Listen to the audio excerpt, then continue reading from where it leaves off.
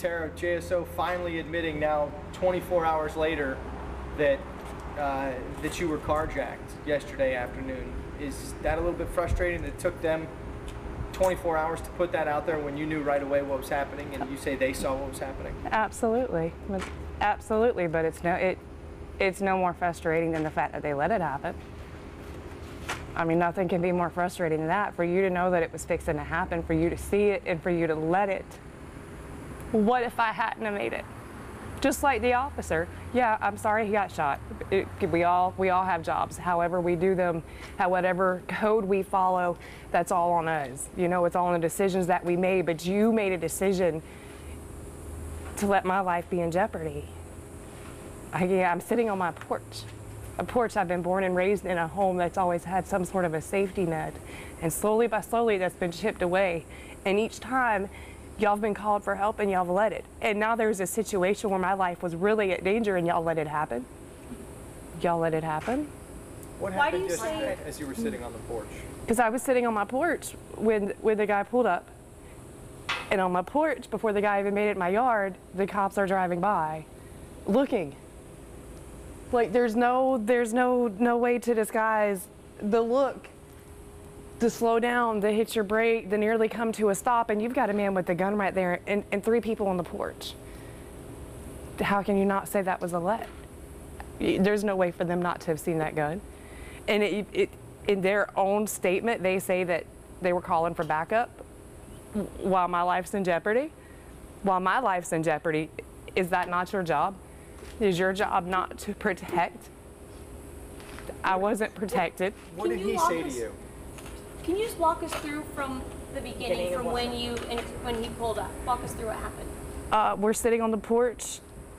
The car pulls up. My friend asked me if that's my people. I said no, it might be, you know, our other friend's people, but our other friend wasn't there. The guy got out with a duffel bag and a gun. You know, when you look at somebody and they got that panic, that he had that panic look. We all know it. Like, but what do you? There's a gun. We don't have guns. I sure don't have a gun. We don't have a gun. What protection do I have? Okay, there's the cops. There's the cops. There's my protection, right? Right? The cops are coming down the road. The guy's got a gun in a bag. They're gonna stop, right? No, he kept going. He kept going, and the guy tells me to yells, act normal. No, the guy, I don't even know his name. I don't even want to try to remember his name. I mean, I know his name, but it's just still not, none of this is natural to me. It's just not. We're told that It's Grand Theft Auto. He threw as the cop's driving by, he sees the cop and throws a duffel bag over the fence and is coming in my gate. And the cop kept driving very slowly. And as he come in the gate, he's yelling at us to get the dog, because I have a y'all seen the dog. I have a dog on a runner out there because we don't be there most of the time. He's yelling, get the dog, and we can't get the dog. He's on a runner. So he grabbed his bag and he come right up on the porch. He said something about his beard. He's smoking a cigarette. This weirdo here asked for a cigarette. I just didn't even remember that, just because I was still in so much of a panic, but I can't believe he really gave you a cigarette. He gave me 2 of them. What was he saying? I'm sorry, just, you know, things that you know, it happens so fast, and then it's also in slow-mo, and all you can think about is survival and what's next. Like, that's all you can think about as that moment that it's happening. Did he say for you to get into a car? He come up on the porch and he gave him cigarettes and put them back in his pocket, and he's kind of doing a little pace, and my porch is very small, so like it's just a little turn space, so there's no way for us to react because 2 of us are on this side and the girl is right here, so he's in between our front porch and our exit to even get off the porch. I don't remember seeing him set the bag down, but I remember seeing him have it. And then he looked out there at the driveway and he said, whose car is that? And I said, mine. And he said, get the fuck in it and drive. Like he was real hesitant when he said drive, but it was straight up get the fuck in it. Did he hold I'd have rather give me my key. Did he hold the gun up? Did he? Oh yeah, he lifted.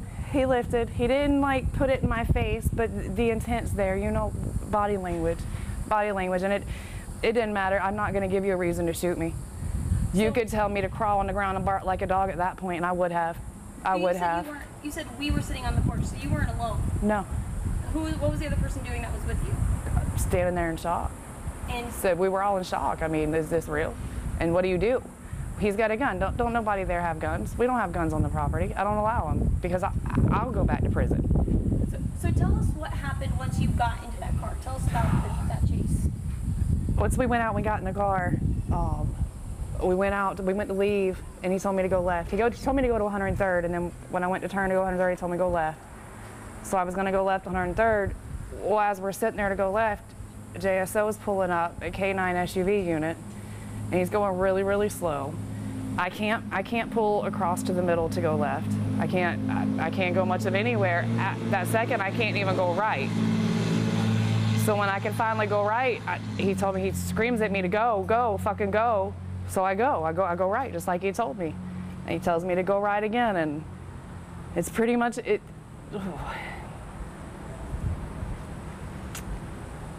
You just do what you're told there. Can you tell me a little bit? I mean, You just, I can't even. there's yelling. You know, he's yelling at me where to go. He's panicking. I gotta run. I gotta get away. He asked a couple times if that's the K9 unit. Like, he's not asking me. He's just, that in general panic out. It was crazy. It just didn't feel real. And all I could think was, how do I stay alive? How do I not hit somebody? Why haven't they blown out my tires? Like, what do I do? What do I do but drive, and then where do I go? I don't know where he's taking me. I don't know where he wants to go. There's nowhere to hide here. There's no dirt roads here. He wanted a dirt road. There's no dirt roads here. I don't know any dirt roads here. My car's a little Pontiac Sunfire. Where's it gonna go? If I go too fast in that thing, it's gonna blow up. She's already a hunk of metal. She didn't have no brakes. Was he firing out the window? Not yet. When did Not he start yet. firing out the window? He started firing out the window after we turned from Susie here. We'd already made the loop through that housing development. It was Nussbaum. It was down towards the beginning, past the middle of Nussbaum. He seen the cops were fixing to do a pit maneuver. So he says that I'm not fixing to have to shoot these crackers. He drove you down this road? Nussbaum. Okay. We come up this road. We come up and turn down Lambing. Were you the driver or the passenger? I was the driver. You were the driver. He was the Here's passenger. So at what point did he start pulling out? Pulled out. What you mean shooting? Because the gun was out the whole. There was no start pulling. It was his hand. It was an extension of his hand. It was not ever anywhere but an extension in his hand. And he was in the front passenger seat? Normal movement when you're moving your hand. Normal. It was normal move. It was always there. There was always that little flash in the corner of the eye and you don't know where to go, and he's screaming at you where to go. He was screaming at you when to turn, and when I didn't turn when he wanted me to, he grabbed the wheel. I didn't have a choice. It's do what you got to do to survive. Survival. Once he started shooting, were you worried that you were next? Oh man, that's all I kept screaming was, I'm dead. I'm dead. Bullets are flying out. Bullets are flying in. He originally started firing out the window, and when he turned that barrel to fire out my back glass, I seen down that thing, and I just seen my life. I just seen my life. And then when it still didn't go, and they're firing back in, I'm dead. I'm dead, because they're not biased. They're going to shoot anybody to get what they want. I'm primed. I'm driving. And they're going to stop me to stop my car, right? Right? That's where my mind is. I'm tall. There's no... It's an itty-bitty car. It's much like the one sitting over at my friend's house. It's an itty-bitty car. How lucky do you feel that in all of this, you've just got a couple of bruises? Amazingly. I'm alive. I've never been so happy to kiss the ground in my life. Never been so happy to just be alive. Like, it is still, there's times it just doesn't feel real. Like it still doesn't. And then why me? The same question we all ask. I'm not asking for pity, but still, I was sitting on my porch. What happened when the car crashed, if you don't mind me asking? He jumped out and was running. I heard yelling. I heard gunshots. I'm staring at the cop though. He told me to put my hands up and don't move. I did exactly what I was told and stared at him as he was staring at me, yelling, "Thank you, thank you, oh freaking God, thank you. I'm alive." Thank you, freaking thank you. And thinking why. Like, it was hard for me not to be angry and thankful at the same time, and it's still a battle I'm having, but there's gonna be a battle of emotions going. What did the JSO officers on the scene tell you when they put you in the back of the car during all of this? They just sat me back. I wasn't under arrest. Asked me, they just turned the AC on. Really, they didn't say much of anything to me, to be honest. They were very hush-hush. Only thing I heard was the chatter I heard on the radio because I'm in the back of a cop car. So he'd check on me to make sure I was okay. He was Officer Dangerfield. He was really great. He was really great. I understand he retired from Clay County. He's a great officer.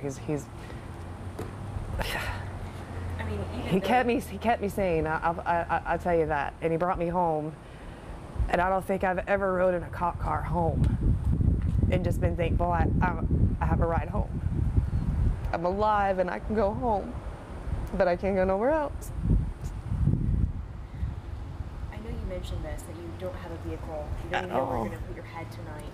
Can you tell me, what is your current circumstances? January, my house got demolished. So I've been living motel to motel. I work daily, I get paid daily. There's times where I don't, and I find friends' places to crash at, or I sleep on my dad's couch. My dad's got a house full and they struggle in those, so I try not to be an extra burden. So I literally live through my car. My whole life's in my car. All my clothes are in my car, my tools for work, my shoes for work. I went to work this morning, I still got paint. I still got paint all over me. Thank God for Facebook. Went for Messenger, I wouldn't have been able to get a hold of anybody because I don't have a phone. As JSO told, are they going to bring your phone to you? Have you heard anything from them?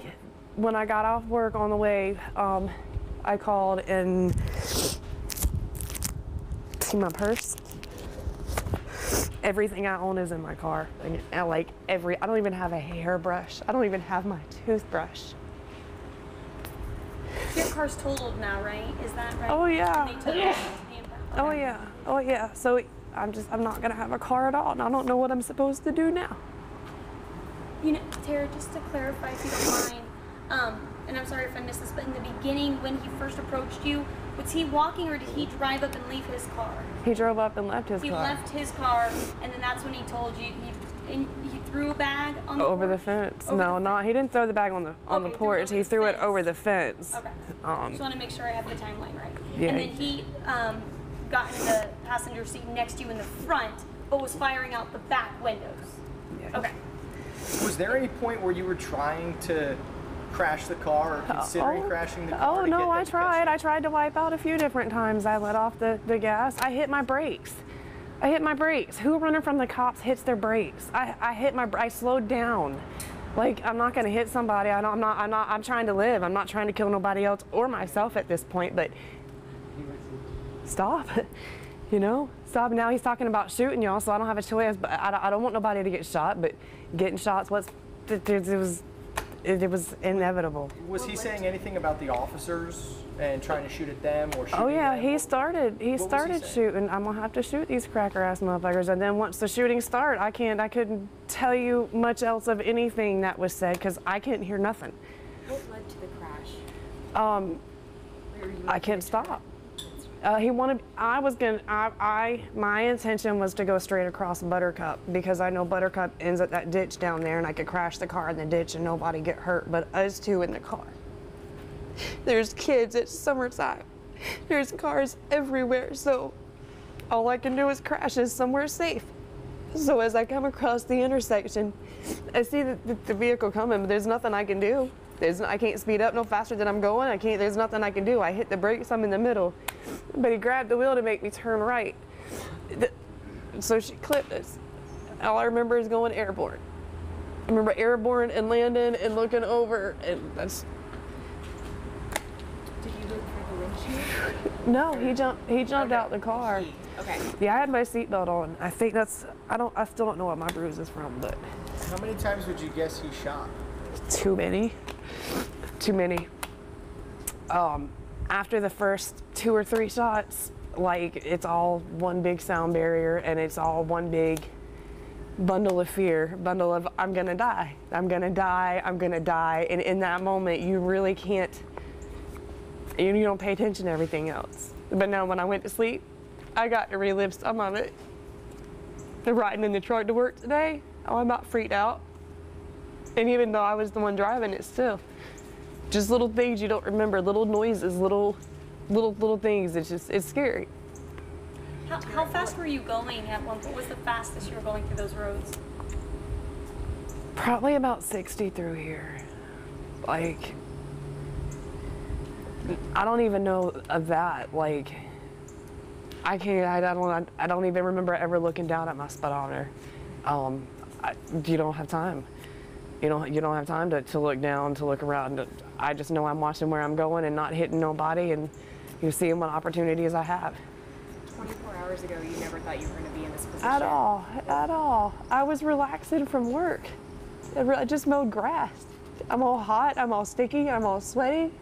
I'm sitting there, my brother's not there, I'm waiting on him to get there. Like, it's chill, it's relaxed. We're laughing, we're having a good time, we're sharing a black and mild and a soda. Everything was okay. And we were laughing. We had smiles on our face. It was a regular Monday. What do you want to say to all those that are going to know your name now because of this incident? What do you want everyone in the community to know about this? If it happens to you, just remember survival is where it's at. Sometimes you gotta do things you wouldn't do, but as long as you're alive in the end, that's what counts, right? I'm still here for my family. I'm still here for my friends. I'm still here because I could have not been. One wrong step, one wrong turn, one wrong move, and I could have not been. I've never been that close to gunfire involving myself. I've seen things, we all live, we all go through things, but